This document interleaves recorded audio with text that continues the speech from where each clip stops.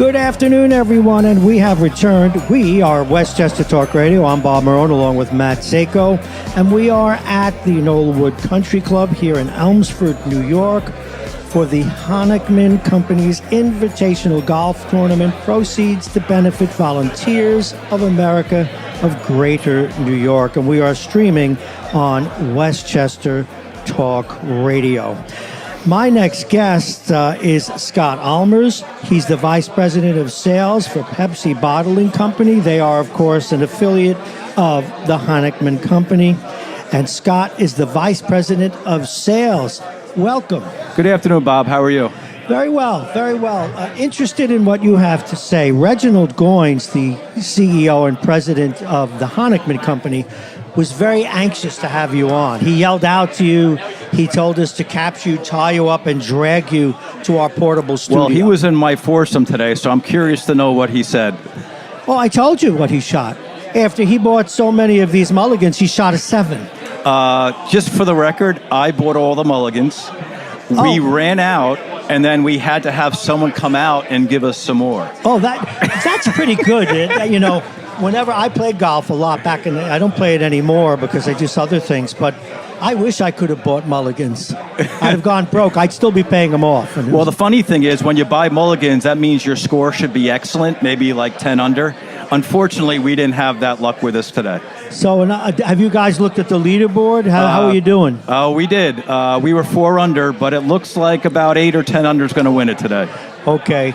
See, usually when I played golf, I would be down in the sub-basement, below the leaderboard. Let's talk a little bit about you. Reginald was really anxious to get you on. People have talked about your work. They tell me you're a good fundraiser. Is that the deal? What yes. is this? Tell me about that. Well, I worked for Pepsi New York for about 35 years. 35 years? Yeah, Since you were a kid? Since I was a kid, pretty much coming out of college. Yeah. And a lot of the times when we do fundraisers, it's all about getting and raising money. But what we've historically done is just write checks for a lot of the charities. And one of the things about Volunteers America is we've actively been involved in a lot of their fundraising and a lot of the activities that they had. And you feel more of a sense of ownership and loyalty to try to make a difference for Volunteers of America. You know, I've noticed that, and maybe you can tell me why. Of course, Reginald Goins, Joe Klingler, the folks from Deloitte, you seem to have an almost personal involvement with it, not just check writing. 100%. And I think that attributes to a lot actually going out and see what they do.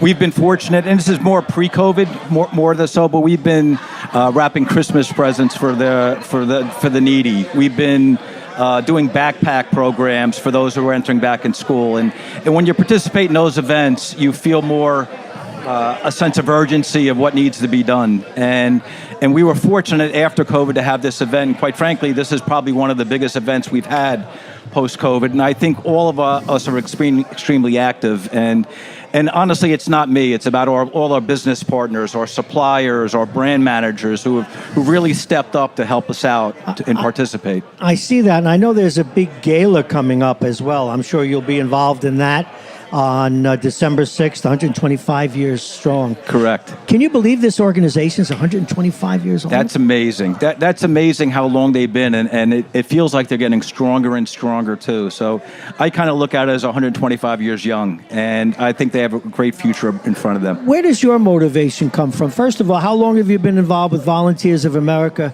and where does your motivation come from to be so involved? Like I said, I've been working for Pepsi for 35 years, and what we've tried to do is rather than try to activate 10, 15, 20 charities, we kind of zeroed in on a couple that we wanted to make a real difference for. And through that, we've picked Volunteers America just because they cover a vast majority of different things that we have a lot of interest in as a company.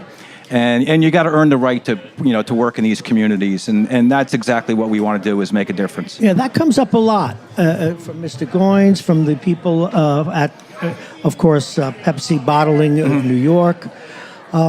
Let's talk just a little bit about Pepsi before we let you go. I know everybody's, I think, moving into some other room. What's your territory, and how is the business? Right now, we cover the 5 boroughs, Westchester County, Long Island, and we have some parts in around Camden, New Jersey. Business is healthier than it's ever been. What I would say is COVID's really impacted us more in the Manhattan market. But by doing that, that means our Long Island market has been up double digit and so on and so forth. So the consumers are there. It's just their shopping patterns have changed and kind of where their shopping has changed. But we're very fortunate that we're going to actually come out of COVID stronger than we were before. And it just makes it a lot easier to help out with a lot of these events by doing that too. I bet. I'd like to give you a few moments to talk to our listeners who may be interested after hearing all that they've heard today from you and others. For what reason would you give them to either volunteer or to donate? Oh, that's a great question. I think to really understand what Volunteers of America is all about is to actively participate in one of their functions. And there's so many great things that they do in New York. And once you activate and you kind of see what they're doing, it becomes natural after that, whether it be financial or just donating your time to help someone in need. And it doesn't always have to be writing a check. There's so many unfortunate in New York City, and companies like ourselves and Volunteers Americas, we're here to make a difference.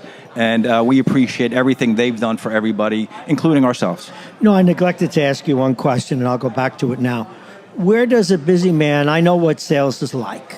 It's always there. You have goals, you have new products, you have old products to keep up the sales on.